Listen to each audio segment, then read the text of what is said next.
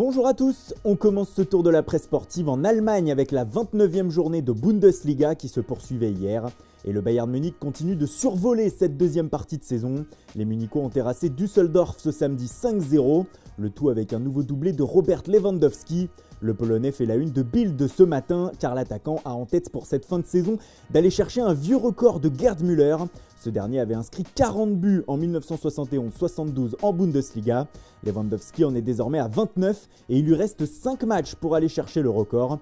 Difficile mais pas impossible. L'équipe de son côté met en avant la performance du Français Benjamin Pavard. Impliqué sur le premier but, le champion du monde 2018 a inscrit le second afin de lancer le festival du Bayern.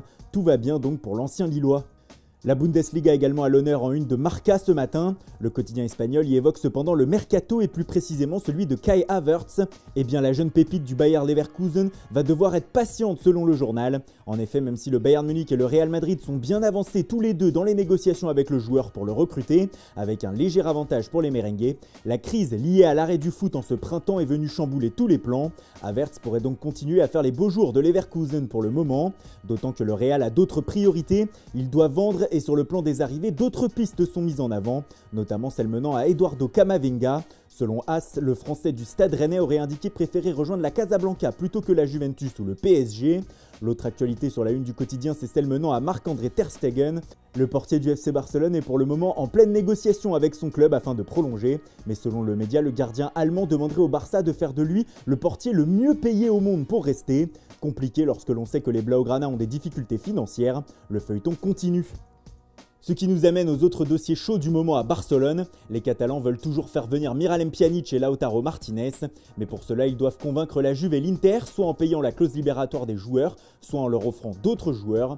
Selon Mundo Deportivo, le Barça réfléchit à de nouveaux trocs avec les deux clubs. Junior Firpo serait d'ailleurs proche de l'Inter, alors que pendant ce temps les Blaugrana ont proposé 3 joueurs à la Juve dans le cadre de l'échange, Carles Alenia, Arturo Vidal et Ousmane Dembélé, tout en précisant que Ansu Fati n'était pas à vendre. Pour Dembélé, la Juve ne serait pas la seule dans la danse. Le média précise aussi que Liverpool serait intéressé afin de récupérer le Français. Jürgen Klopp penserait à lui s'il ne parvenait pas à recruter Timo Werner. L'été sera chaud en Catalogne.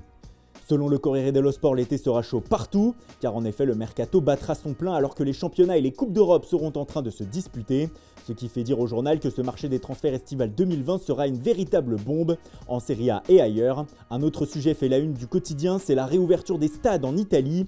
Selon le média, le président de la Juventus, Andrea Agnelli, aurait lancé un appel au gouvernement italien afin qu'il étudie une possible réouverture partielle des stades dès le mois de juillet, dans le but de faire entrer un peu d'argent dans les caisses des clubs. En France, c'est aussi le débat du moment, mais comme le rapporte le Parisien, le spectre du huis clos à la reprise en juillet-août s'est éloigné hier. En effet, la ministre des Sports, Roxana Maracineanu, a indiqué sur Europe 1 que des matchs amicaux en juillet pourraient se disputer avec du public, dans la limite de 5000 personnes autorisées, comme l'a conseillé la semaine dernière le Premier ministre Édouard Philippe. Le retour des fans dans les stades agite aussi l'Angleterre. Ce matin, le Sunday Mirror révèle que la fédération envisage actuellement des plans afin que 20 000 fans puissent assister à la finale de la FA Cup le 1er août à Wembley, 10 000 de chaque équipe finaliste. Une petite bonne nouvelle, indique le tabloïd, qui sera conditionnée à l'évolution de la situation sanitaire dans le pays. L'information est reprise ce matin aussi par le Sunday Daily Star, qui en dévoile une autre. Selon le média, Liverpool pourrait disputer 2 de ses matchs en Première Ligue lors de la reprise à Wembley. Comme nous l'expliquions hier, les autorités craignent des rassemblements aux abords d'Anfield si les matchs y sont disputés à huis clos. Alors elles envisagent de faire jouer les rencontres Liverpool-Everton et Liverpool-Manchester City à Londres, une situation qui fait polémique depuis 3 jours outre-Manche, surtout que les informations sont contradictoires. Si l'on en croit le Daily Mail, le gouvernement aurait autorisé les Reds à disputer leur match à domicile à Anfield. Bref, la situation est toujours floue pour les champions d'Europe ce matin. Et pendant que les derniers détails du Restart Project sont en train d'être finalisés, la Première Ligue, elle, se penche déjà sur la saison prochaine.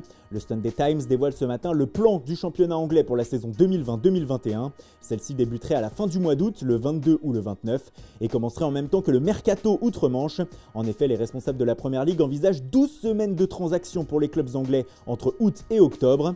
En Italie, en revanche, on ne voit pas ça d'une manière aussi sereine. Selon la Gazzetta dello Sport, la possibilité d'un nouvel arrêt de la saison est crédible, et pour cela, les autorités auraient un plan afin de quand même terminer la saison et définir un classement. Ils pourraient avoir recours à un algorithme qui calculerait les résultats de chaque club en fonction de statistiques.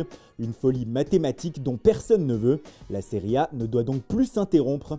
Voilà, c'est tout pour aujourd'hui. Merci pour votre fidélité. Bonne journée à tous. continuez de respecter les gestes barrières et rendez-vous dès demain matin pour une nouvelle revue de presse.